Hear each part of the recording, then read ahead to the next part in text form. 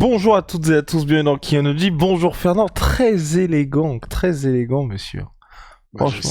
j'essaie de me mettre à la hauteur, monsieur Ouais, Guillaume. bah t'as bien raison, t'as bien raison. Bon, on va déjà commencer parce que la semaine dernière, t'avais annoncé les nouvelles cartes Ares pour la reprise, donc Ouais. novembre-décembre, des petits bangers de title fight à chaque fois. Est-ce qu'on a d'autres annonces depuis ou tu gardes ça secret pour le moment? On va les garder au chaud, les petites annonces. Mais je vous dis, on a mis nos paquets. Sur les deux Fat 4, que ce soit celle du 17 novembre et le 15 décembre, on a mis le paquet. On sait qu'il y a eu, voilà, un peu d'espacement, mais c'est ceux qui, enfin, ça va être spectaculaire. Enfin, c'est pas pour vendre la Fat 4 ou quoi. Si j'étais un mec qui aime le MMA, je ne loupe pas ces Fat 4-là. La billetterie va être bientôt. Sincèrement, c'est de la bombe. Je vois les Fat 4 et je me dis, bon, c'est du lourd, tu vois. À chaque fois, c'est des gros challenges. Il n'y a pas de combat où il y a de la complaisance, où tu ne sais pas qui va affronter qui. C'est extrêmement challengé. Tu vois, donc c'est bien. Et Euh, est-ce qu'aujourd'hui, parce qu'on voit le cas d'Axel Sola là, qui va faire pour son deuxième combat le combat pour le titre, est-ce qu'aujourd'hui il y a comment un chemin rêvé pour aller à la ceinture ou pas à Ice Fighting, ou c'est vraiment ça dépend si le mec est impressionnant, ça dépend aussi des rankings, qu'est-ce qui peut faire qu'un jeune peut aller rapidement à la ceinture? c'est juste qu'il soit comment dire, qu'il soit décisif dans sa manière de combattre. Je pense que c'est un ensemble, mais ce qui revient rapidement, le point commun entre tous les jeunes qui sont allés tôt à la ceinture, c'est des jeunes qui étaient ultra dominants, soit ultra finisseurs, soit ultra dominants.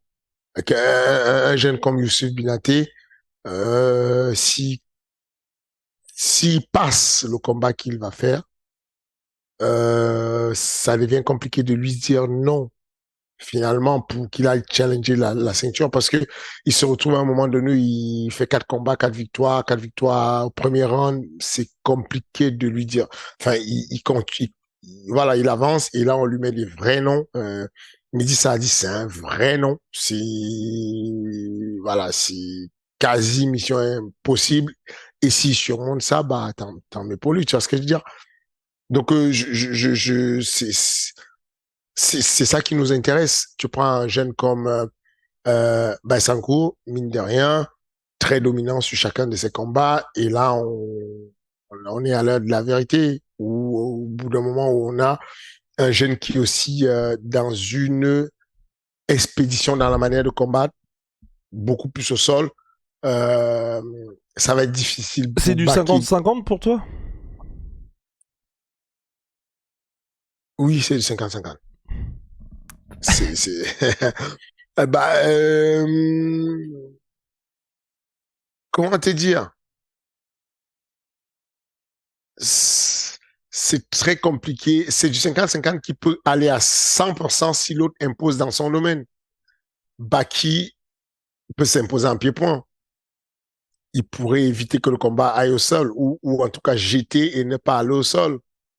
Si Félix Kliyama le tire au sol et qui teste le sol de Baki et on voit si Baki est insubmersible au sol, si jamais ça passe, il pourrait complètement dominer au sol s'il se met à attaquer soumission sur soumission. C'est pour ça que je te dis que je trouve que le combat est équilibré, mais il peut être d'un coup très dominant d'un côté ou de l'autre. Et est-ce que tu peux nous présenter un peu plus Félix Klinkhammer? Parce que c'est vrai que sur les réseaux sociaux, même si bon, faut pas trop y prêter attention, ceux qui ne le connaissent pas pouvaient se dire, bon, là, il y a encore un faire-valoir pour Baki, alors que, comme tu as dit, c'est un 50-50. Je rappelle que Klinkhammer était pressenti, enfin, avait signé pour les Contender Series et finalement, il n'y a pas été, et c'est vraiment un gros client. Comment le présenter? Tout ce que je peux dire, c'est que aujourd'hui, quand le contender série appelle quelqu'un, c'est qu'on pense que dans sa catégorie, en tout cas, il est quelqu'un. Il pourrait être promu dans la grosse ligue UFC. Et au-delà de ça, il a un sol ultra agressif. Un peu un sol... c'est un finisseur, quoi. C'est un peu Abdul. C'est le mec qui va chercher tout de suite à essayer de placer une soumission très rapidement, sans perdre sans perdre trop de temps sur le grand Nippon, même si Abdul, lui, il est capable de faire, enfin, il aime faire les deux, le grand Nippon et la soumission. Félix, il est frais, il est jeune, il a une carrière et puis il est réputé pour dormir dans une caravane, dans une roulotte, ce qui, je comprends pas pourquoi la tutosphère a décidé d'en faire un problème. C'est que tout le monde parle de Félix comme étant le gars qui n'a pas de maison et qui a la caravane qui est en face de Ah la non, salle de sport. mais justement, sur Twitter, hein, les gens mettent ça en avant comme quelque chose de positif. Et moi aussi, je trouve que c'est positif dans le sens le mec sacrifie tout pour le MMA. Et je pense que toi, imaginons, si t'avais un mec au Factory qui littéralement vit à 50 mètres de la salle, tu te dirais, bon, s'il y a un gars sur lequel faut que je mette un petit peu de temps, c'est bien ce mec-là, tu vois. Oui, je l'ai eu. J'ai eu Véronica Macedo qui dormait dans une caravane Ok. avec son papa en face du MMA Factory Wow. pendant des mois. Et du coup, les week-ends, quand il n'y avait pas cours au Factory, elle prenait la route, elle allait en Belgique faire quelques cours. Elle allait au Luxembourg et tout en roulotte, et puis elle revenait se garer devant la salle, et puis voilà. En tout cas, Félix est un client qui va permettre de répondre à pas mal de questions. Le gros problème d'un lutteur, c'est en général, qu'est-ce qui devient à partir du moment où il a amené l'adversaire au sol? Et c'est là où ça devient intéressant. Je pense que Baki a de l'avance sur la boxe. Je suis persuadé que Baki a de l'avance sur la lutte. Je pense qu'il y a de l'avance du côté de Félix Kignaman au sol et que c'est un sol qui est un sol équaliseur parce qu'à tout moment, il peut changer la donne. Et c'est cette menace-là qui est intéressante à voir. C'est ça qui m'excite sur ce combat. On prend le cas on demandait pourquoi, alors un gars comme Moustapha Eda, il devient mine de rien vétéran. Moustapha sur une moyenne ligue comme Arès, il devient un vétéran. Celui qui est plutôt nouveau, c'est Abou qui arrive et c'est juste quand on a un mec ces jeunes-là sont des game changers finalement. Des gars comme, comment il s'appelle, Virgile Auguin, ce sont des game changers parce que quand ces mecs arrivent et tout, la fédération ne permet pas qu'un mec comme Vigil Hogan puisse affronter un mec comme Enrique. Et puis, parce que Enrique a déjà une vingtaine de combats et puis Vigil Hogan a 5 combats. Et puis, grâce à l'efficacité de ces jeunes, on réussit à déplacer le curseur et on décide que ces jeunes, s'ils ont passé 4 combats, ils peuvent affronter des mecs qui ont une cinquantaine de combats et donc, du coup, ce sont des game changers. C'est des gens qui arrivent et c'est des jeunes qui arrivent et qui vont littéralement nous pousser à croire en eux et miser sur eux. Et c'est exactement ça, l'ADN de Ares. Ares, notre but, c'est de, de, de, de fabriquer nos propres stars, prendre ces jeunes qui sont méconnus au départ, de faire qu'ils aillent accrocher un public qui va les découvrir, qui va grandir avec eux, qui va apprendre avec eux. Et à partir de ce moment, ils ont une fanbase très solide et tout, et ils ont des personnes qui sont assez régulières sur Ares. Ça pousse à la ceinture, ça pousse au titre, ça pousse à quelque chose de concret, tu vois. Au bout d'un moment, tu peux pas, aussi fort que tu sois, tu t'appelles Shikemoto, tu es très fort, tu as fait les contenders série, t'as été consenti pour l'UFC et tout, mais pour pour être très transparent, je pense que Enrique Shikemoto est aujourd'hui sur la liste d'attente de l'UFC. Et donc, malgré ça, tu as un petit jeune comme Vigil Hogan qui dit, moi, je le prends. Je, je me sens prêt à relever le défi. Et Mais bah, ils sont faciles à faire d'ailleurs ces combats-là ou pas? Je veux dire, s'il y avait, est-ce que le titre ça a été déterminant pour réussir à faire ces combats-là? euh, ça dépend des cas. Ok. Par Dans le, exemple, bah, dans le cas de Abou et Moustapha Eda, c'était important. ok. Dans le cas de Enrique Shikimoto, il veut combattre. Il veut juste combattre. Ah ouais. Ouais. Il veut combattre. Il s'est dit, c'est pas, moi, je veux combattre. Je veux être actif et je veux faire avancer ma carrière.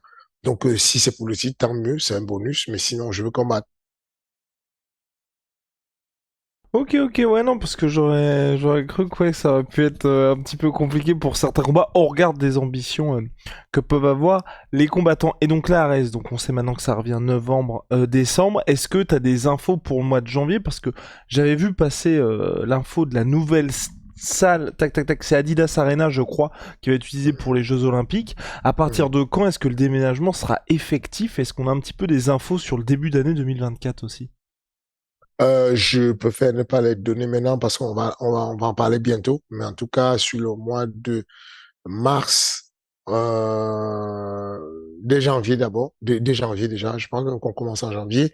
Ensuite, on a une fois le Dôme, une fois le LSC, mais le reste du temps, on est à l'Adidas, normalement. Ok. Et LSC, c'est la scène musique? Non, non, Le non. Valois. Le Valois? Ah d'accord, ok, ok, ok, ok, bon bah très bien. All good. Et dernier point pour AS, parce que là, donc on en parlera, ne vous inquiétez pas la semaine prochaine du PFL Paris. Il y a des moves ou pas avec AS? Des moves. Des... non mais dans le sens des petites choses qui vont se matérialiser quoi, soit un cross, enfin Ares versus PFL ou champion contre champion ou je sais pas moi, enfin tu vois des passerelles un peu officielles entre les deux. On prépare des choses. Ok.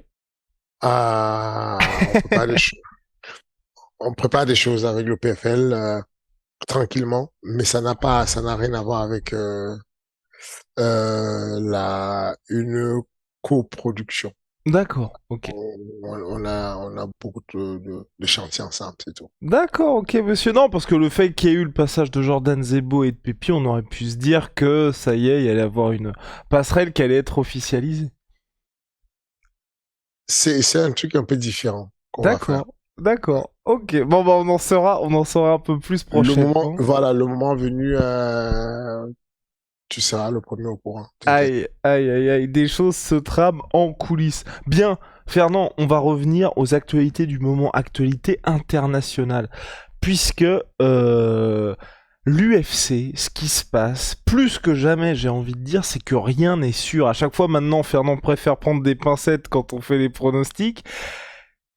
On ne sait pas, on ne sait pas, et j'ai l'impression que soit que le niveau aujourd'hui est tel que finalement tout le monde a sa chance, ou soit que le sport est en perpétuelle évolution. Mais je sais pas ce qui se passe, mais en tout cas la stat qui est sûre, c'est que depuis 2021, le seul champion qui a toujours sa ceinture, c'est Volkanovski. Enfin, c'est une dinguerie, c'est vraiment une dinguerie.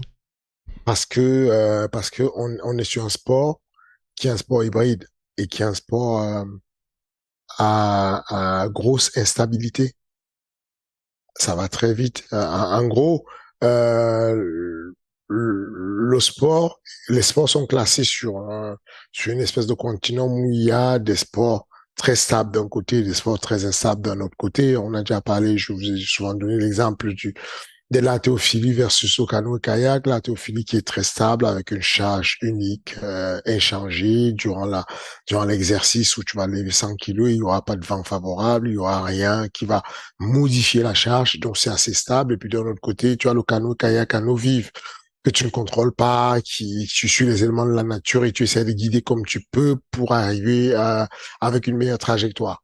Bah, le MMA est un sport très instable parce qu'il y a plusieurs manières de gagner, parce qu'il y a euh, plusieurs facteurs de performance. Le modèle de performance en MMA est très complexe. Et du coup, ça donne beaucoup d'éléments qui font que du jour au lendemain, un changement, une nouvelle technique, une nouvelle ambiance, une nouvelle manière de s'entraîner, c'est très sensible. Tout bouge, tout bouge très rapidement. Euh, comment dire? On a très rapidement un gars comme Israël Adesanya qui était intouchable, qui devient subitement touchable très rapidement par un changement de style, par un petit détail, euh, parce que c'est très instable. Tu es sur la boxe anglaise, il y a rarement sur la boxe anglaise, tu vas sortir une révolution, tu vas sortir un truc revenu de nulle part. Tu es sur le judo, rarement tu vas oui, de temps en temps, tu as des éclats où on te dit, il y a un mec qui est premier div qui a battu Teddy Riner vite fait, mais Teddy Riner, il dure sur 10 ans, il est solide, il est indétrônable. Le MMA, c'est complexe.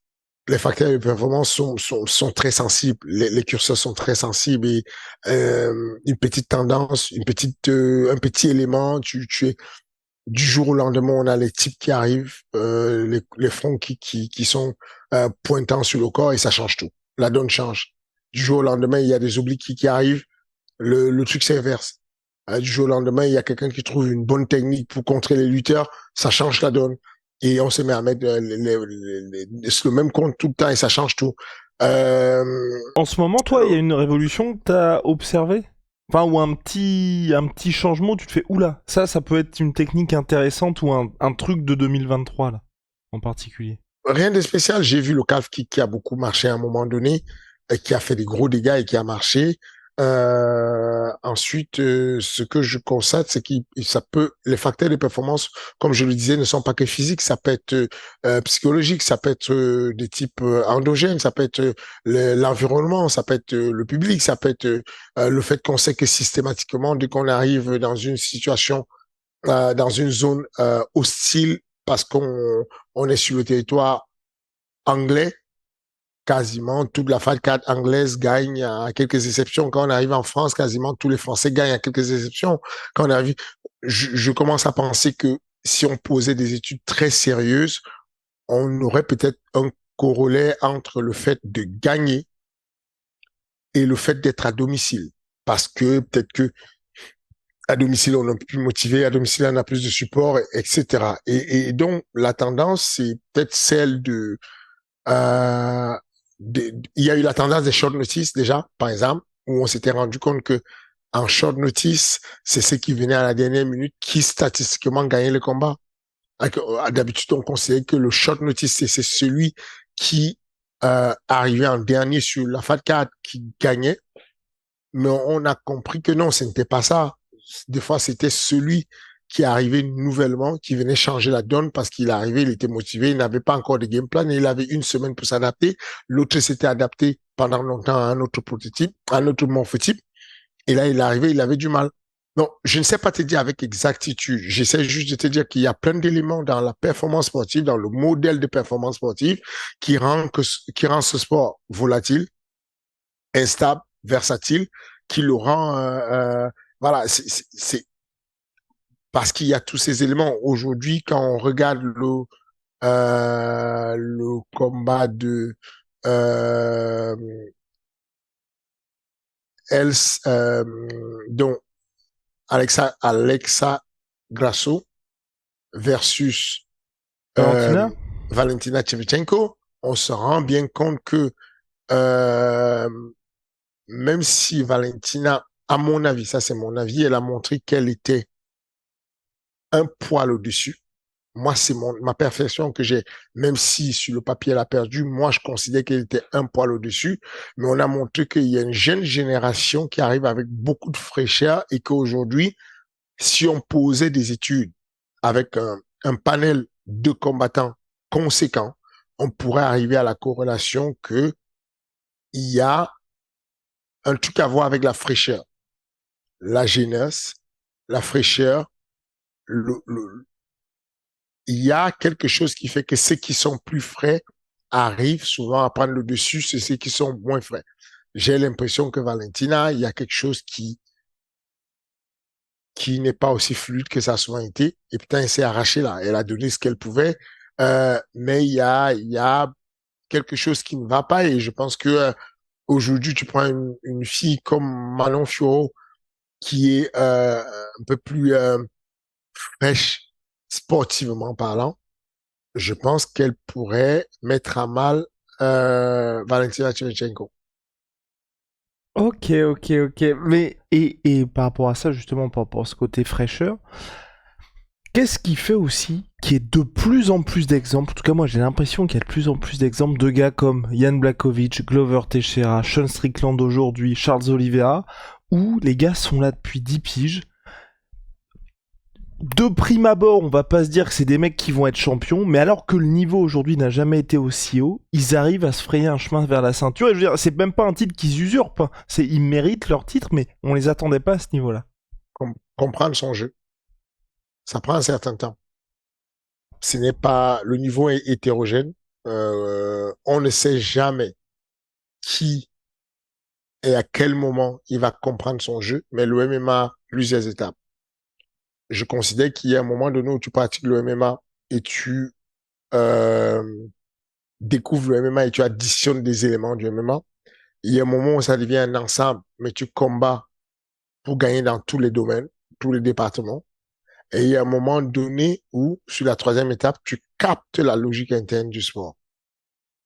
Et quand tu as capté la logique interne du sport, tu es capable de gérer calmement et d'aller vers la victoire de manière stable, constante, longtemps.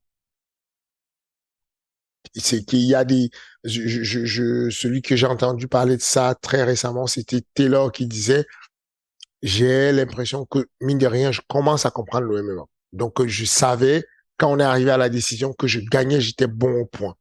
Ce n'est pas un hasard, c'est sérieux. C'est beaucoup, beaucoup d'années d'apprentissage. C'est beaucoup de maîtrise de ce qu'il fait. C'est la compréhension des règles. Quels sont les points qui comptent? Quand Shevchenko affronte Grasso, si tu comptes de manière les points et que tu te réfères aux critères qui disent qu'une frappe qui va faire une lacération, qui va ouvrir et donc qui est impactante, aura beaucoup plus d'impact que des frappes légères. Il y a des frappes légères, des frappes moyennes et des frappes très puissantes. Il y a des aminés au sol qui comptent et tout ça. Et dans le compteur de quelqu'un d'expérimenté, il sait voir tout ça. Et ce que j'essaie de dire, c'est que il y a des personnes qui vont prendre 2 ans pour comprendre le style. Que dis-je? 2 mois. Il y a des gens qui ont pris 2 mois pour comprendre le style. Et ça devient une success story. Boum, boum, boum, boum, boum, boum, ça marche. Et puis, il y a des gens qui prennent 2 ans pour comprendre ce qui se passe. Il y a des gens qui prennent 4 ans pour comprendre ce qui se passe. Je prends souvent l'exemple d'Ibrahim Mané, un jeune qui combat au brève, qui arrive sur Arès. Il n'arrive pas à trouver son jeu. Il a beaucoup de doutes. Il s'installe chez nous à MMA Factory. Il comprend pas comment il doit gérer. Il a cette crainte du lutteur. Il sait que c'est son anti-jeu. C'est ce qui lui pose un problème. Et du coup, il ne sait pas exactement, il n'est pas conscient qu'il qu'il a une appréhension euh, et que ça, du coup, ça vient annihiler ses compétences. Il ne le sait pas jusqu'à ce que il mette le doigt dessus, qu'il découvre la sécurité et se dit, attends, si le gars veut m'amener au sol, je peux le guillotiner. Si le gars me fait tomber, je peux reculer, coller mon dos sur la cage, je peux faire le wall walk et me relever. À partir de ce moment, si j'ai ces 2 éléments, ben c'est bon. Je vais à la guerre, je l'allume et je m'en moque. Il me met une amenée au sol, je mets la guillotine, je la modifie et puis tant pis. Et puis il va lâcher la guillotine parce qu'il sent qu'il est en danger et puis je repars. Ça a été son changement et ça a amené où il est aujourd'hui. Ça l'a amené au nombre de victoires qu'il a aujourd'hui. Il y a un moment donné dans la carrière d'un athlète où ça change.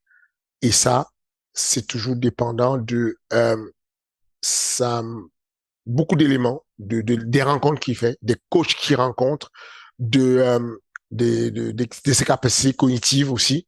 Est-ce que ça connecte rapidement dans les synapses sur le fight IQ? Parce que ça n'a rien à voir avec l'intelligence civile de la vie de tous les jours, c'est une intelligence particulière du combat. Et donc, on a des personnes qui arrivent, sont au bout d'un moment on considère qu'on c'est nul, moyenne, et puis deviennent des champions, comme comme le cas de Sean Strickland. On a des personnes qui arrivent, on s'est dit, bon, Glover Teixeira, on s'est dit, bon, c'est mort, c'est fini, il va là, il n'aura pas la ceinture. Finalement, il arrive à comprendre son jeu et ne pas se perdre. Parce qu'il y a une période du combat, ceux qui combattent vont se retrouver dedans. Il y a une période où tu perds à la décision et tu te dis, j'arrête d'attendre la décision, j'arrête de faire le mec malin, je vais aller à la guerre. Tu vas à la guerre, tu gagnes un combat, tu es content. Ensuite, le prochain combat, tu vas à la guerre, tu perds sur un lucky punch et tu dis, bon, j'arrête ce jeu de hasard, j'arrête d'aller à la guerre. Et puis, tu vas perdre par soumission et tu dis, bon, je vais passer mon temps à faire du grappling. Je me calme un peu avec la boxe et tu mets toute l'énergie sur le grappling. Et là, tu fais 2, 3 matchs, tu gagnes et puis tu perds un combat par KO et tu dis, bon, j'ai délaissé la boxe, il faut que je reparte là-bas. C'est très complexe à avoir. Et c'est pour ça que il faut être très vigilant en tant que coach de ne pas laisser les élèves aller sur des tendances manichéennes, en mode, je suis nul en boxe, il faut que je me bute en boxe et tout, je vais monter le niveau, je suis nul au sol, il faut que je me bute, je vais monter au niveau. Il faut trouver un équilibre pour que l'athlète reste assez complet et que tu ne l'amènes pas sur le curseur trop à gauche et que tu perdes à droite, tu vois. Et on va dire au fil des années, parce que le MMA restant encore jeune, création de l'UFC 93, ça fait 30 ans aujourd'hui, est-ce que ça, on va avoir de moins en moins d'exemples de ce type-là, des exemples de gars qui trouvent leur style tardivement, et aussi, ça c'est l'autre truc qui me frappe vraiment à l'UFC, c'est de voir que la moyenne d'âge des champions est de 32 ans. Enfin, tu sais, par rapport à tous les autres sports, à 32 ans, généralement, tu commences quand même un petit peu à baisser. Parce que ça ne va pas beaucoup changer. Peut-être même on aura même une moyenne d'âge qui va aller à un moment donné vers 34 ans, 35 ans. Parce que déjà, les techniques aujourd'hui de prophylaxie, de prévention des blessures sont très avancées. La technologie sur la récupération pour les sports de combat, toutes les méthodes de récupération. À l'époque, on nous parlait à peine de la récupération la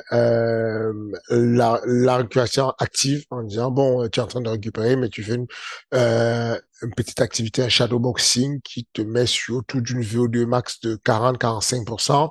Ça équivaut à quelqu'un qui est en train de faire un effort sans en ayant la possibilité d'avoir une conversation sans signe d'essoufflement. Ensuite, bon, on est arrivé sur des méthodes où on va aller carrément faire des bains alternés pour essayer de repousser la stase veineuse. Tu vois, quand tu kicks beaucoup, il y a ce sang qui va aller s'accumuler vers le bas et va apporter un peu de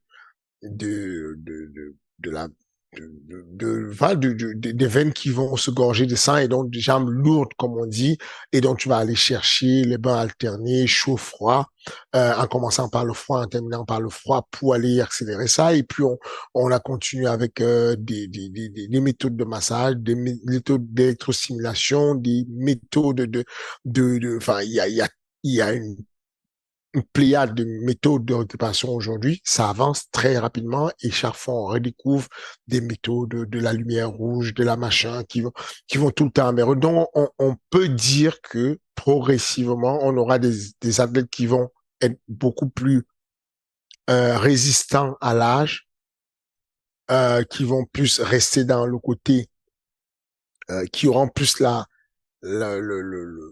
l'anabolisme, donc la fabrication des cellules qui vont se régénérer en opposition avec le catabolisme qui va détruire les cellules. C'est une guerre permanente qu'on a depuis qu'on est bébé jusqu'à aujourd'hui où mes poils blancs là, c'est le manque de pigmentation dû au fait que petit à petit, mes cellules qui doivent reproduire la couleur de ma barbe ne reproduisent plus parce que je perds plus de cellules que j'en fabrique. Mais il y a Bah, quelque chose, Fernand, hors, on va dire, USADA friendly ou pas USADA friendly du tout, qui permet aujourd'hui de lutter contre ça. Parce que j'en parlais avec Rusty et je me disais, c'est quand même dingue de se dire, ça fait des années que les mecs se chargent et tout, mais j'ai pas l'impression qu'il y ait eu de vrais progrès là-dessus. Est-ce qu'il y a aujourd'hui quelque chose, même si tu passes pas l'USADA, mais qui permet en vrai de lutter contre ça? Si toi aujourd'hui tu te dis, bon bah allez, c'est parti, bah voilà, enfin je sors de temps en temps cette stat là, t'es plus jeune que Yoel Romero. Là, Fernand qui se dit, j'ai envie d'être comme Yoel Romero, est-ce que ce serait possible? non, je pense pas que de manière organique ce soit possible. En tout cas, Ah, mais même pas organique, hein, s'il y a un truc qui existe ou imaginons t'es au fin fond du Rising dans une organisation assez sombre et c'est parti quoi. bah, il y a 15 000 choses qui existent. Là, tu es servi. Enfin, si tu as l'argent et que tu as les moyens, Ok. tu peux stopper le vieillissement de tout, quoi. Tu peux fabriquer de la matière de croissance qui va déjà te réduire toute blessure. Ça veut dire qu'à chaque fois que tu es blessé, tu as, refait une injection qui va te ramener, des cellules qui vont fabriquer de la matière, de la viande, de la structure et qui vont reconstruire ce qui est abîmé. Enfin, on sait que quand on boxe, le gars qui prend des kicks dans les genoux, dans les mollets, dans les machins. Il y a ce qu'on appelle la lipolyse, enfin non, non, la protéolyse, c'est de la dégradation de la protéine. Et donc du coup la protéolyse est accentuée avec les coups. C'est qu'au-delà du fait que quand je m'entraîne, j'use la structure du muscle et donc je l'abîme, les coups, les percussions sur le corps vont abîmer la structure du muscle et c'est de la dégradation de la protéine, donc la protéolyse. Et cette protéolyse, elle va, elle peut être retardée si tu as de l'hormone de croissance. Tu fais pousser ton corps, tu fais grandir de la matière de ton corps. Et donc, à chaque fois, ça, c'est pas un problème si tu veux aller dans les voies illégales ou dans les voies de dopage. Mais c'est fortement décommandé, c'est fortement déconseillé et même pour ceux qui sont à la retraite, quoi. Tu te dis, bon, je ne combats plus, je me fais une santé, mais tu vas le payer parce qu'il y a toujours une conséquence, parce que Ah oui, on n'en est toujours pas au point où tu peux ne pas avoir de conséquences par rapport à ça. Ça mais non, n'existe pas la technologie pour. mais non, ça se saurait. En tout Ok. cas, à mon niveau de Ouais. connaissance aujourd'hui, certainement quelque part dans une cellule dans le désert ou dans le 52e État des États-Unis, peut-être on est en train de faire des recherches dessus où il y a déjà la cure de jouvence, mais là, à date là, moi, à mon niveau de connaissance, je ne connais pas un produit qui soit non nocif avec des conséquences, des effets secondaires et qui soit capable de te mettre en santé. Je suis pas au courant. C'est que tu prends, euh,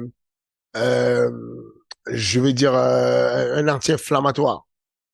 L'anti-inflammatoire, tu le prends, bah, tu auras des conséquences parce que ton estomac aura du mal à le digérer et que ça va t'abîmer l'estomac. Tu prends un, un anti-inflammatoire avec de la cortisone, bah, tu ne vas pas pouvoir en prendre plusieurs fois, plusieurs doses. Tu en prends plusieurs fois, tu vas avoir euh, les os qui vont se fragiliser, tu vas avoir de l'ostéoporose, une fragilisation, et à partir de là, il va s'en suivre d'autres conséquences et d'autres pathologies. Donc, de manière saine, de manière organique, je ne suis pas au courant aujourd'hui de ce qui se fait. Certainement, il y a des choses, mais moi, je suis pas encore au courant. Et, euh, et donc, ce que j'essaie de dire, c'est que on sait que avec le temps, les athlètes vont mieux faire de la prophylaxie, vont mieux. Il y a quelques années, quand on s'entraînait, on ne faisait pas tout ce qui était méthode d'optimisation de la récupération. Moi, je m'entraînais et puis je ne faisais, c'est très récent, hein, la mobilité, on parle de mobilité de plus en plus, les crossfitters ont commencé avec ça il y a une dizaine d'années. Mais en fait, c'est récent et aujourd'hui, quand je fais mon entraînement, dans mon programme d'entraînement que me fait mon cher élève et coach Facel, Facel Mathieu, un très bon, je recommande. Bah, il va mettre dessus de la prévention des blessures, voilà, de la prophylaxie et puis de la mobilité de façon à ce que de moins en moins j'ai du mal que j'ai du mal à à fermer mes lacets parce que quand je me lève du lit, je commence à sentir avec l'âge que c'est dur. Bah, lui, grâce à lui, je me sens mieux, je me sens un peu jeune, mais ça retarde juste et ça entretient les articulations, ça t'entretient les ligaments, ça entretient les muscles pour que tu ralentisses la fatalité qui est le vieillissement. C'est une fatalité, il n'y a pas encore de cure. Non, mais je pensais aussi au tout ce qui est cellules souches aux États-Unis qui se développent. J'ai l'impression que c'est surtout de ce côté, on va dire, du monde où les gens en parlent. Mais est-ce que toi, par exemple, on va dire, ton analyse de ce truc-là, est-ce que c'est quelque chose de miracle ou pas? C'est pas un miracle, Ok. c'est quelque chose de concret, c'est de la science pure. Ce sont des cellules souches, il y a pas, enfin, ça marche, c'est pas un secret. C'est que ce soit en Europe, aux États-Unis, en Chine ou en Asie, partout, la cellule souche, ça marche. C'est que je prends des cellules et je vais venir greffer pour que je fabrique d'autres cellules à l'endroit où ça ne se fabrique plus. C'est que chez un bébé, il y a des millions de cellules qui se fabriquent un peu plus que les quelques-unes qui perdent avec la desquamation, la perte de la peau, avec la perte des ongles, avec la perte des cheveux. Il y a, il y a beaucoup de cellules qui se fabriquent. Et puis quand on approche la quarantaine, il y a un peu, ça vient s'équilibrer vers la trentaine et puis vers la quarantaine, le déséquilibre s'est créé. C'est que le catabolisme prend le pas sur l'anabolisme. À partir de là, c'est la dégradation. Et donc, du coup, quand tu rajoutes, quand tu rajoutes des cellules souches qui peuvent fabriquer des cellules de manière artificielle de ce que le corps ne peut plus faire parce que le corps vieillissant n'a plus hormone de croissance, bah à partir de là, tu as inversé la tendance et tu peux le faire, ça peut marcher. Ça marche. Ok. Et partant de tout ce qu'on a pu dire, pour toi, un athlète qui est dans son prime, ou si tu devais, là, comme ça, construire le mec, enfin l'athlète ultime, quel âge, et peut-être pas forcément d'âge, mais on va dire combien de combats de MMA, combien d'années d'expérience. Parce que c'est vrai qu'un Charles Oliveira, ou les gars qui arrivent un petit peu tardivement, même les Jan Blachowicz, ils ont connu ces quelques guerres qui font que à l'instant T, ils sont bons, mais c'est un petit peu plus difficile de se projeter sur la suite. Très compliqué de dire ça. Il faut être un gourou pour dire ce genre de trucs. C'est très complexe.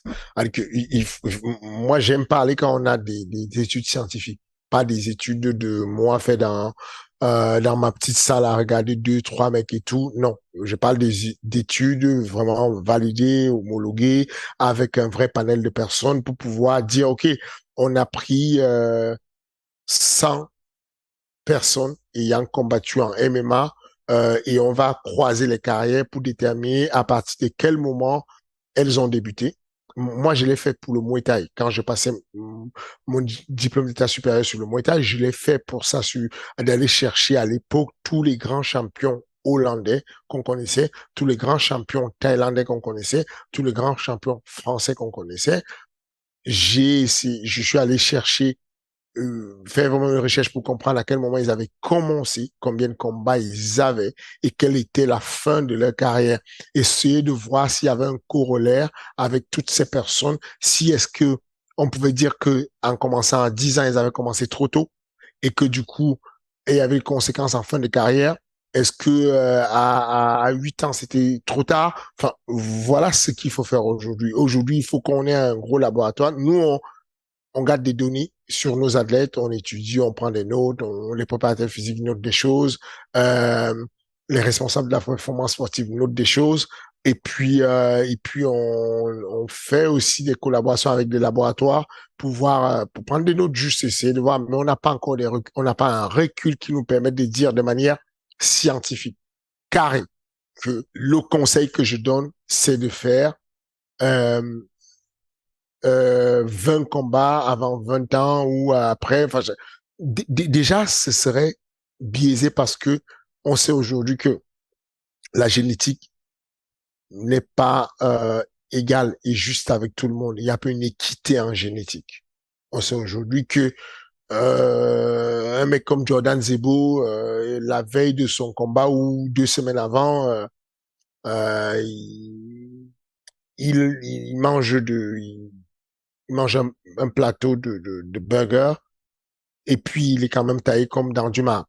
Et c'est véridique ce que je te dis là. Aujourd'hui, là, il a tourné un spot publicitaire de Géladal et il s'est mis bien.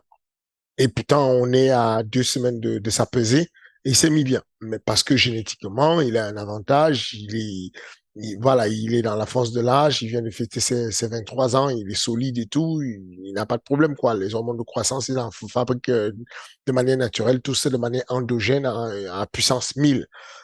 Et donc, ce serait dans une telle hétérogénéité. Comment veux-tu aller savoir si le fait que Jérôme Le Banner ait commencé sa carrière et avant 20 ans, quand il arrive au Japon, il a déjà, je sais pas moi, 100 combats, je dis n'importe quoi. Comment veux-tu dire que c'est le bon plan à suivre au lieu de faire comme Cyril Gane qui s'arrête, qui est aussi un poids lourd, mais qui, lui, a percé plus loin parce qu'il avait que 12 combats de kick au moment où il est arrivé au sommet pour changer de discipline sportive. Quel est Comment tu veux qu'on le sache? Comment tu veux qu'on mesure ça? C'est très compliqué parce qu'on sait très bien que la préparation physique, l'entraînement n'ont de sens que si c'est individualisé, si c'est personnalisé, si c'est singularisé. Donc, c'est très complexe à aller savoir. Moi, je préfère ne pas me lancer en mode sachant que je vais raconter des histoires où je suis sûr de moi.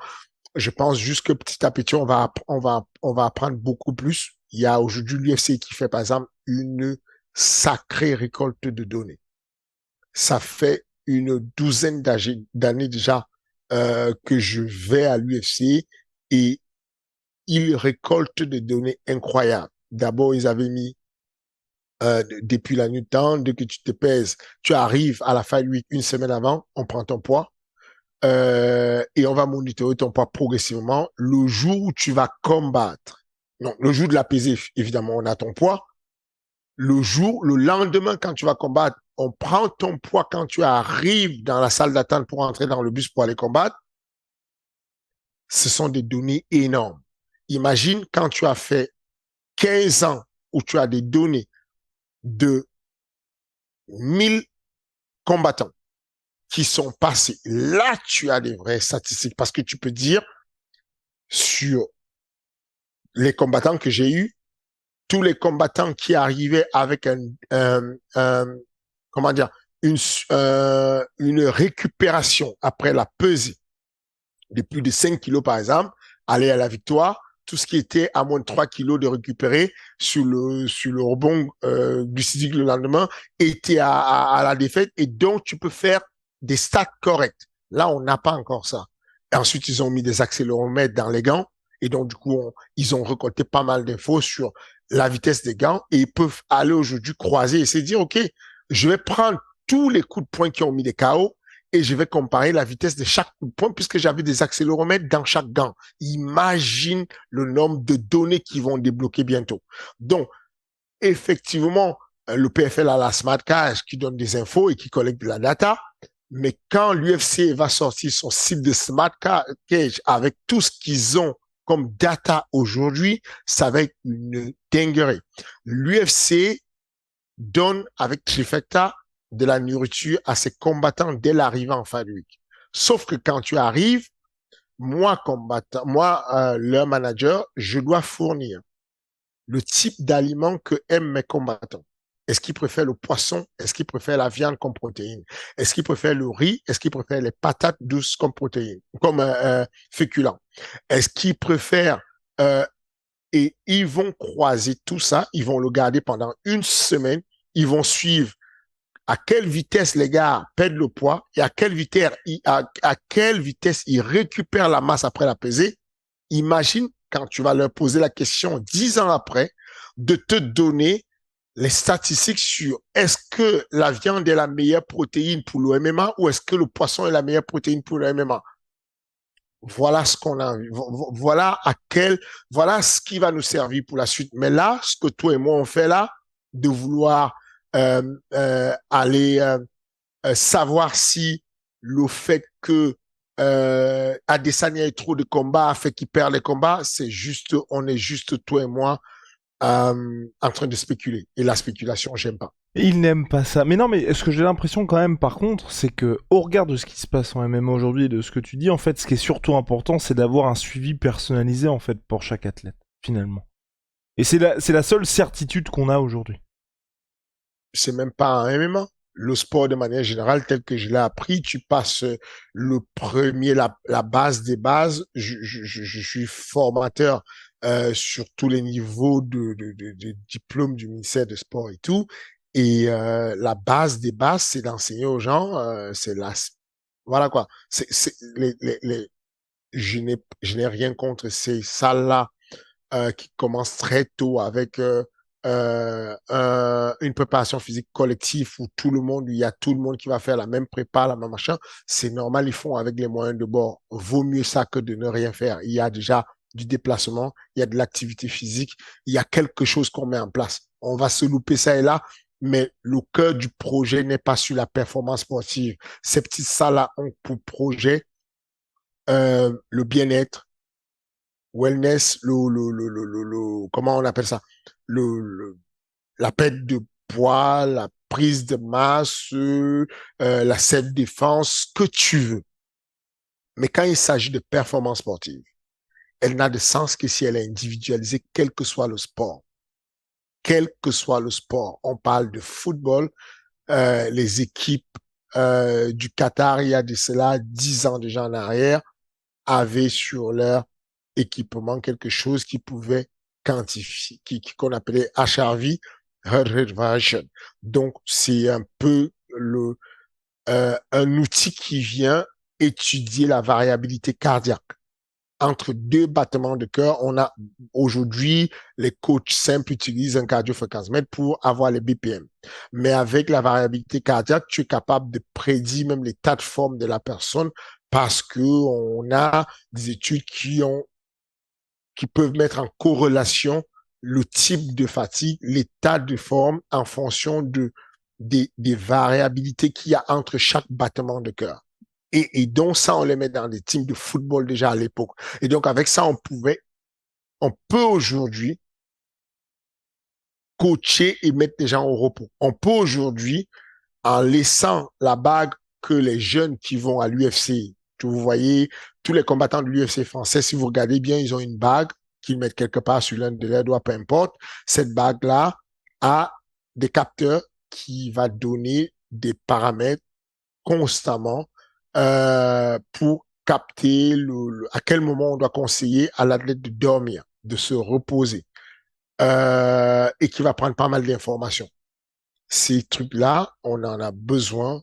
On peut aujourd'hui aller avec ça étudier, aller regarder au fond et prédire ce qui va se passer. Quel que soit le sport, ça permet d'individualiser au final. Ça n'a pas de sens de faire la préparation pour deux athlètes de manière identique parce que il y a des éléments qui sont pour l'effort. Les éléments qu'on utilise en général, c'est le type d'effort, l'intensité de l'effort, la nature de la récupération, le temps de récupération. Tous ces éléments-là, on va les mettre en place en fonction de l'individu qu'on a devant nous. Qu'est-ce qu'il ressent? Comment il est fatigué? Quel est quel est son BPM? Quelle est son amplitude cardiaque? Quelle est sa fréquence cardiaque? C'est tous ces éléments corroborés avec son âge, corroborés avec son poids, sa taille, qui vont permettre de vraiment planifier et étudier et préparer le gars. Et au-delà de ça, là, je parle que de ce qui est de la préparation physique, même sur l'individualisation pure de l'enseignement, et que ce qu'on appelle les patterns moteurs, ce qu'on appelle les préférentiels.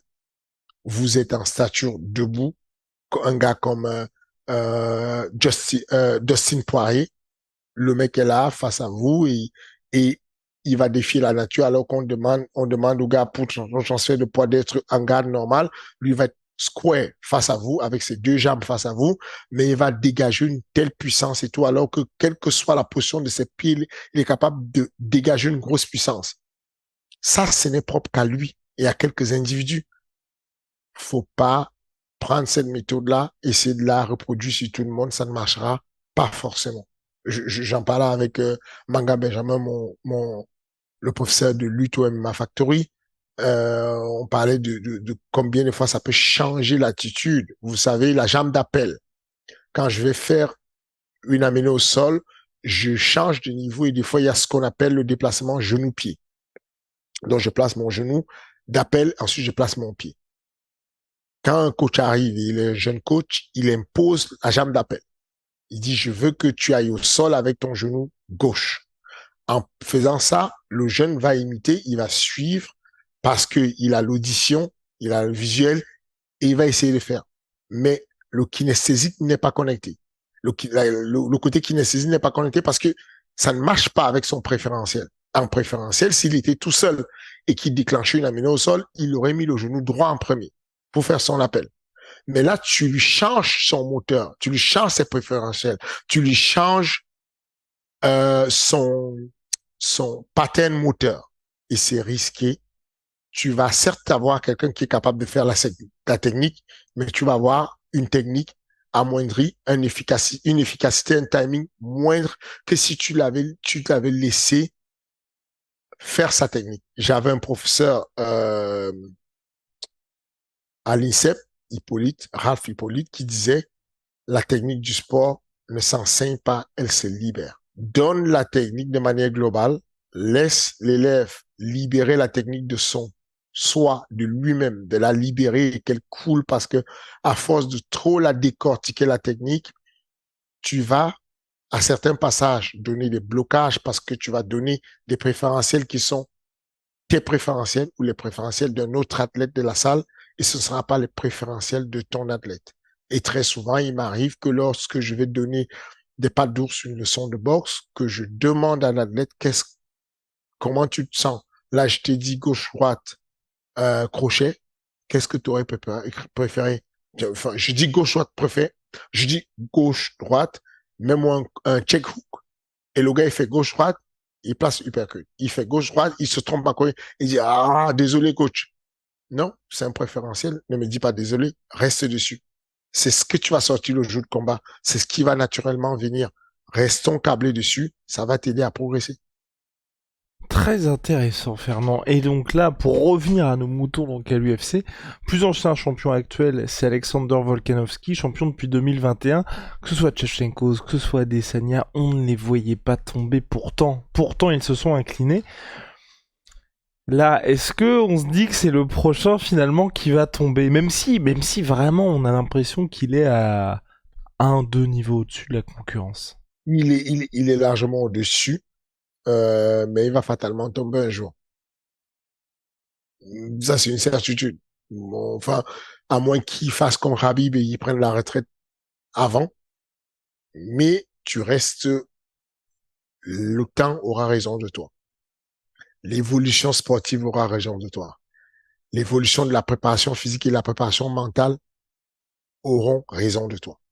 Tu peux pas rester indéfiniment à ton prime. Tu peux t'arracher avant que ton prime ne s'arrache. Fernand, dans ce cas-là, John Jones, comment il fait? Comment il fait John Jones? Parce que sur le papier, tu vas me dire, hein, enfin, clairement, je raconte sûrement n'importe quoi.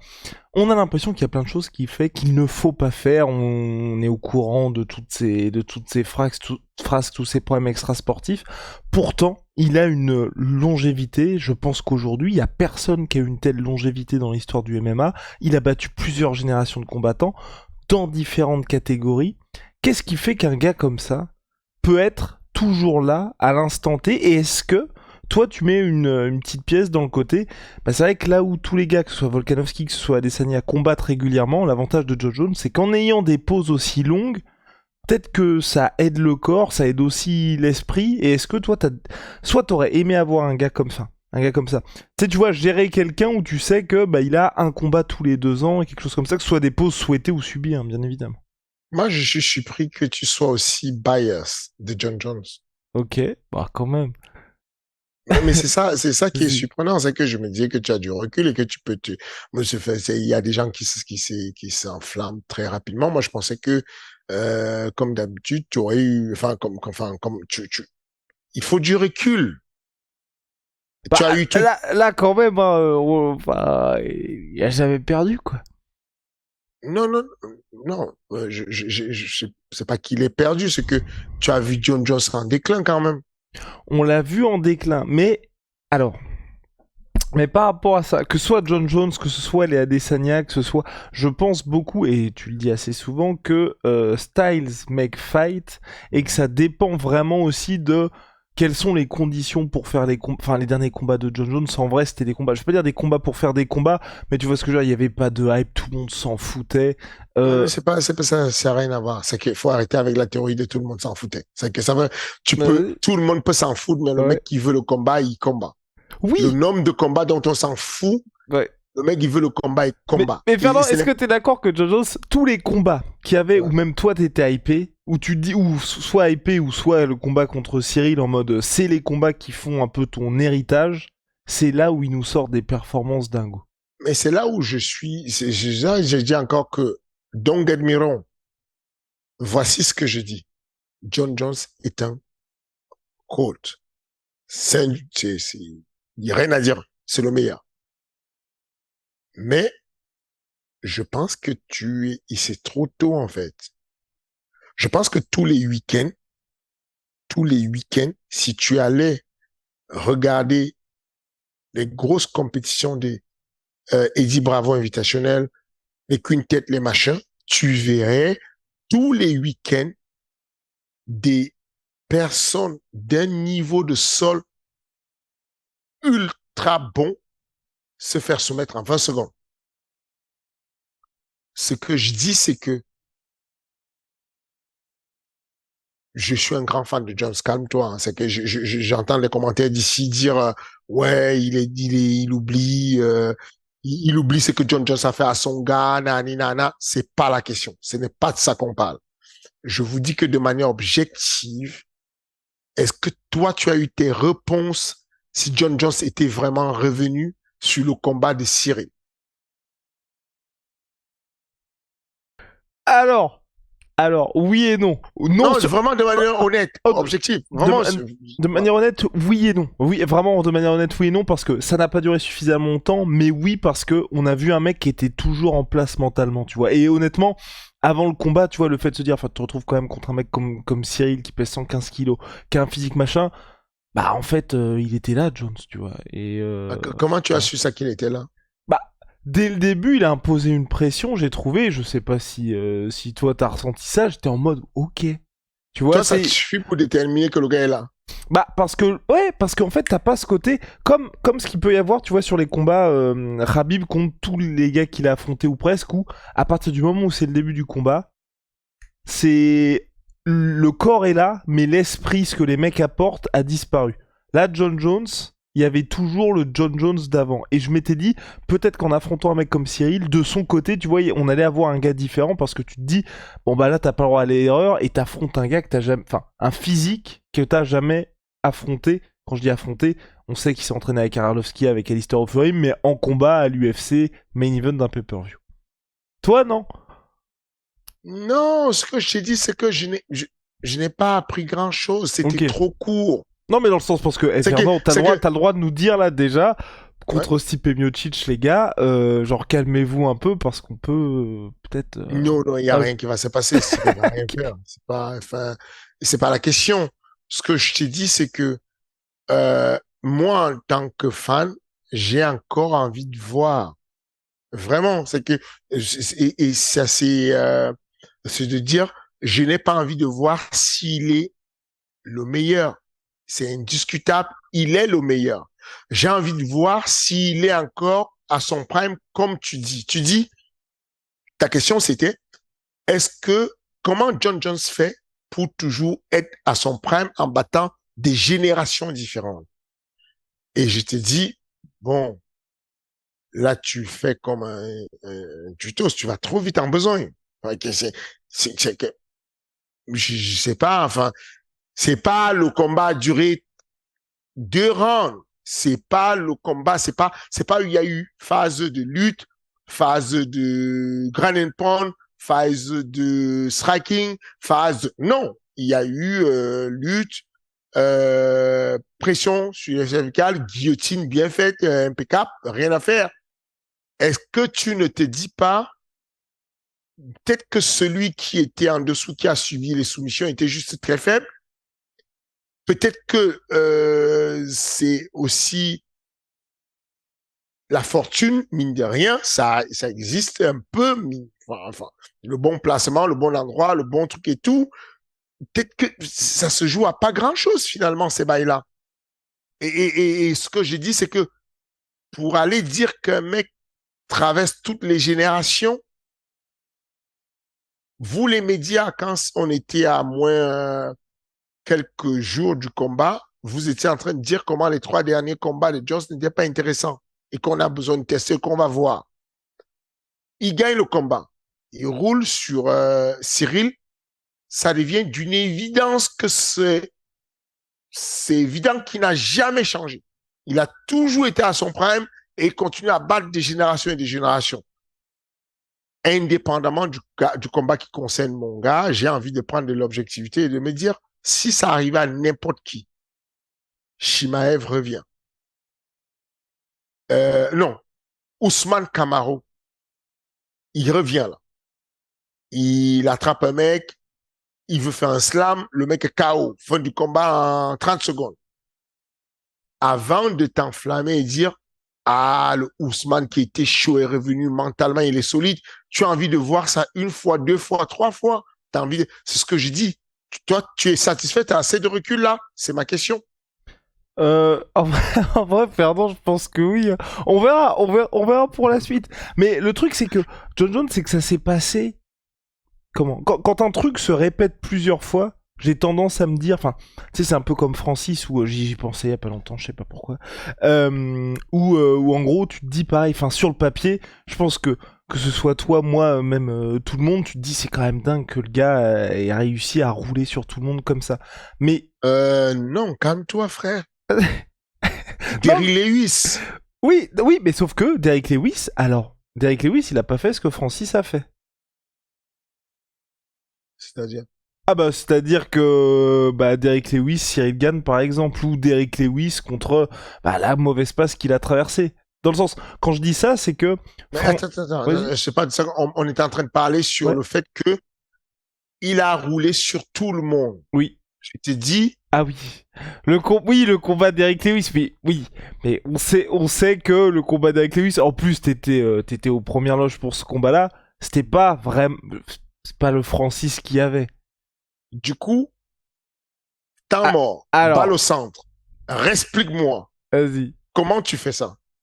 Comment est-ce que tu dis sur l'un des combats, ce n'était pas le Francis, ce n'était pas lui, sur l'autre combat? Ah non, mais c'est que pour moi... Parce que si ce n'était pas lui, tu retires la gloire et la performance à Derrick Lewis. Si tu dis que ce n'était pas lui, est-ce que tu veux dire que Cyril, ce n'était pas lui? Et bah justement, pour moi, l'avenir va le décider. Et en fait, c'est pour ça que du côté de John Jones, en fait, là où je lui mets toute la gloire, c'est que il y a eu ça à maintes et maintes reprises. Pour moi, Cyril contre John Jones, c'est exactement ce qui s'est passé Francis contre Miocic. Ou aujourd'hui, le combat Francis contre Miocic numéro 1, il n'y a pas grand monde qui en parle. Il n'y a pas grand monde qui en parle, pourquoi? Parce que depuis il a évolué, il y a eu la revanche, et on a vu ce qui se passe quand Francis, il a sa tête au bon endroit. Cyril, aujourd'hui, contre John Jones, il peut pas faire un poste, ce qu'il veut, il y a John Jones partout. Imaginons là Cyril, donc là il s'est occupé de Spivak, il s'occupe de Thomas Spinal, même si on a bien compris que c'était pas dans les plans, mais bon. Il s'occupe de Thomas Spinal, il s'occupe de Pavlovich, et il a le... Ça c'est inévitable. Ils vont se rencontrer. Non, mais dans cet ordre-là. Dans cet ordre-là. Ensuite, il a le combat pour le titre. Imaginons John Jones est toujours là. Revanche contre John Jones. Et là, boum, John Jones qui essaye de l'amener au sol. Non, il n'y a pas de problème. Cyril, il explose. Il pourra dire, tu vois, tout ce qu'aujourd'hui, Cyril... oublions ce qu'il pourra dire. Ah non, vas-y. Est-ce que c'est la preuve que ce n'était pas lui le jour de leur combat? Eh ben c'est ça la question. Oui, mais sauf que c'est la preuve que c'est pas lui, mais surtout est-ce que ça ne peut pas juste être qu'il était faible le jour, il n'était pas bon ce jour-là? 100%, mais surtout que surtout qu'en fait, ça apportera du poids haut. Aujourd'hui, Cyril, il dit, je sais pas ce qui s'est passé, c'était pas moi le soir du combat là. Aujourd'hui, malheureusement, et c'est ça qui se passe aujourd'hui, c'est que, et même toi, je pense que tu dois vivre ça, c'est, comme il n'y a pas eu le contre-exemple contre John Jones, tu peux pas dire que, mais s'il y a une revanche et que Cyril s'occupe de John Jones, t'es en mode, voilà. Comme quand il y avait la revanche contre Miocic où t'étais en mode Francis, les gars, vous inquiétez pas, il va lui rouler dessus. Il lui a effectivement roulé dessus et t'étais en mode voilà. Enfin, ce qui s'est passé UFC 220 à Boston, c'était pas Francis. Et là, vous avez vu la revanche, c'était effectivement pas Francis. Voilà. Donc, tu veux dire que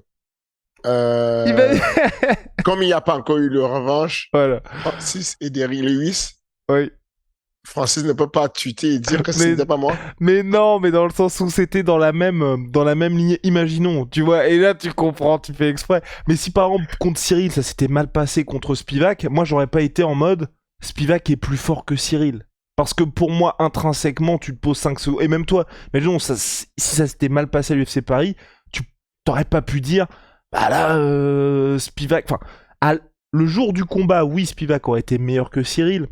Mais on peut pas dire que les gars se rencontrent 10 fois, il y a 10 fois Spivak qui bat Cyril. C'est ce que je veux dire. Et c'est pour ça que moi, John Jones, où il m'impressionne, c'est que il y a aucune fois dans la cage, quand il y a les gros combats, Je veux dire, il fait sa performance pétée contre Vincent Preux, le combat est dégueulasse, il s'impose par décision unanime, il combat revanche contre Daniel Cormier, il le met KO, tu vois. Enfin, c'est que des trucs comme ça avec lui. Combat revanche contre Gustafsson, le mec qui nous saoule tous à dire j'ai envie d'avoir Gustafsson et tout. Alors Gustafsson, bon bah voilà, tu sais, le combat était chaud, mais et qu'est-ce qu'il fait et Gustafsson n'existe pas dans leur combat revanche. C'est là où moi il m'impressionne vraiment. Et ça n'a, si c'était juste une fois, j'aurais été ok bénéfice du doute. Mais là où il est fort, c'est qu'à chaque fois où ça compte vraiment et qu'on est en mode bon, là mon pote, faut pas que tu te rates. Effectivement, il ne se rate pas, tu vois. C'est pour ça. Voilà. C'est clair, c'est bon. Écoute, ouais, ouais, la fin, je suis d'accord avec toi. Je suis juste souvent impressionné par le changement de veste et de vitesse que les gens ont sur le fait de euh, code pas code, code pas code, parce que ça se passe vite fait et tout. Non, j'aime bien l'idée de me dire que faut pas juste prendre un résultat comme ça vite fait et en déduire que voilà quoi, le mec qui est venu, il a mis une patate et tu dis tu vas prendre le cas de ce mec-là, comment il s'appelle, ce gars qui s'entraîne maintenant avec SBJ, le Brésilien, Johnny Walker. Johnny Walker.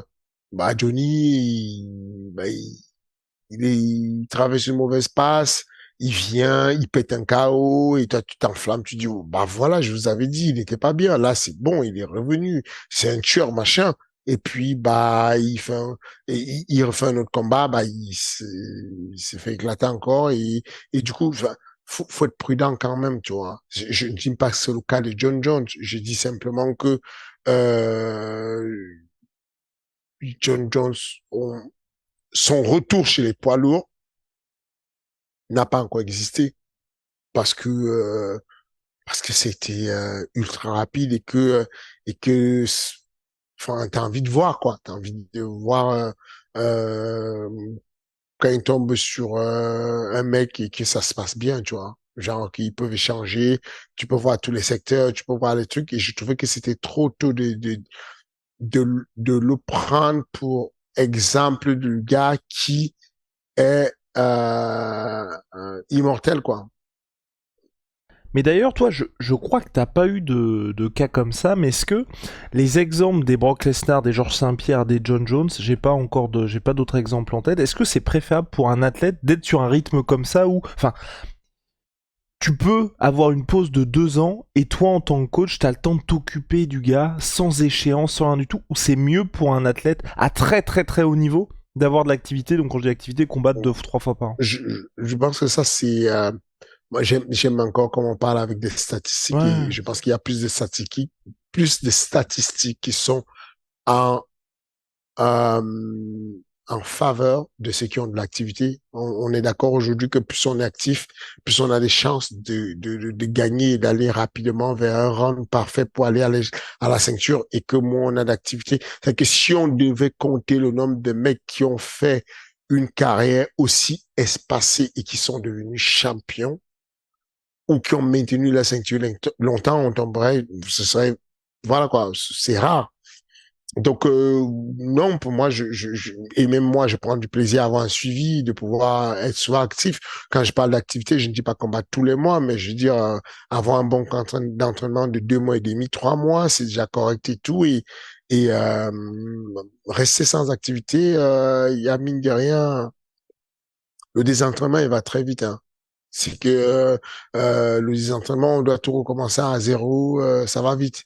On sait aujourd'hui que euh, en l'espace de 2 semaines, un sportif de haut niveau peut perdre jusqu'à 50% de son VO2 max. Ça fait beaucoup, tu vois. Donc, faut faire attention. Eh bien, Fernand, ce sera, je pense, le mot de la fin. J'avais juste une dernière petite, allez, ultime bafouille.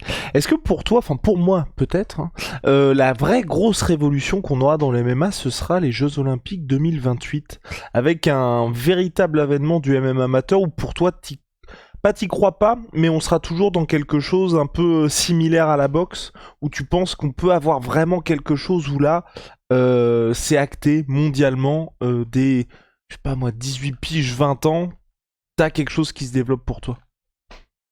je pense que c'est déjà fait, hein. Je pense que le MMA ne sera plus pareil et qu'on est en direction vers le mouvement olympique. Ça se passe plutôt bien. On a toutes les cases qui sont cochées pour aller chercher le mouvement olympique et y apparaître au moins comme une discipline de démonstration.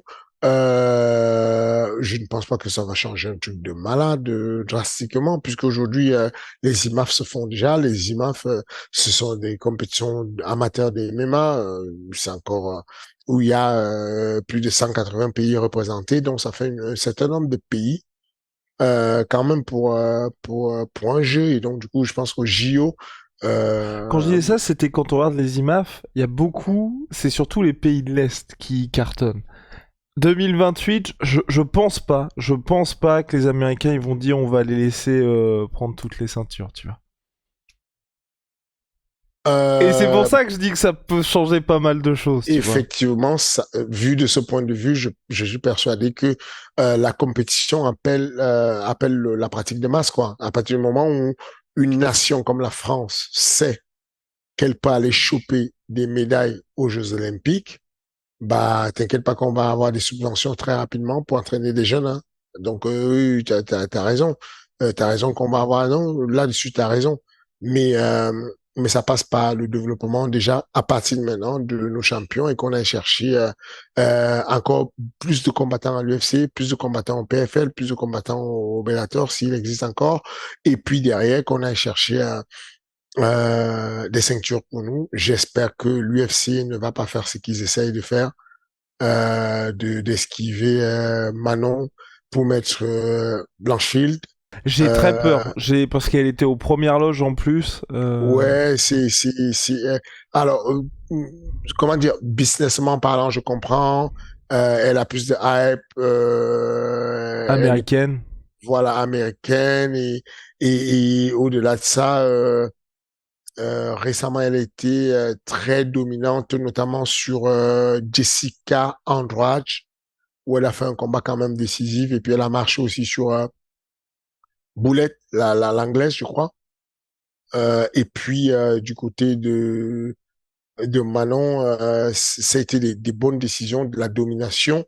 Mais ils veulent faire une narration que faut pas qu'on on l'accepte rapidement. Faut que Manon continue à se battre et que son manager pousse à mort pour qu'elle le fasse quoi. Qu'on ne nous donne pas une narration où parce que je les vois venir en faisant une espèce de grasso contre Erin Blanchfield. Ensuite, Manon contre Valentina Shevchenko, c'est pas le bon bail, ça. Là, il faudrait pousser Manon Grasso. Et ensuite, vainqueur de ça va prendre le vainqueur, la winneuse entre Erin Blanchfield et Valentina Shevchenko. Et puis, la réalité, c'est que Shevchenko, elle revient dans 6 mois, quoi. Enfin, je sais pas, peut-être plutôt dans 4 mois parce qu'elle a eu une fracture du pouce. Ça va prendre du temps. Elle a été un peu abîmée. Donc, ouais, pour notre développement, ce serait bien que Manon soit la prochaine pour la ceinture. Let's go Manon Furo, et pourquoi pas en France. En tout cas, on croise les doigts. Fernand, comme chaque semaine, merci beaucoup. Semaine prochaine sera preview PFL Paris. Sans doute, est-ce que t'es surpris Fernand? J'ai l'impression que c'est le combat franco-français le plus attendu all-time dans l'histoire du MMA. Euh, Ah, non, non? non. Mais Je suis c'est un... dur, hein. Je suis un ouf. Attends, attends, j'ai oublié quoi? Bah, Abdul Kalamoussou, c'était lourd, hein. C'était lourd, mais après peut-être c'est là qu'on voit la différence générationnelle entre nous deux, mais non. Oh, c'est méchant, ça. Non, mais là j'ai l'impression en tout cas que tous les nouveaux qui découvrent le MMA sont au taquet sur cet event. Voilà, Oui. Mais voilà. même les anciens, hein, c'est que tout le monde qui, enfin, non, je pense que c'est un très beau combat, c'est un combat très attendu et donc je ne sais pas comparer avec. On a fait quand même des bons matchs franco-français, hein. C'est C'est juste que ça passe vite et qu'on oublie, mais il y a eu des bons matchs francophones. T'as vu cette culture de l'instant. Et en parlant de culture de l'instant, juste Abdoul. Alors, j'ai vu sa story, contrat signé. Il affronte qui, ce monsieur Abdoul Abdourahimov?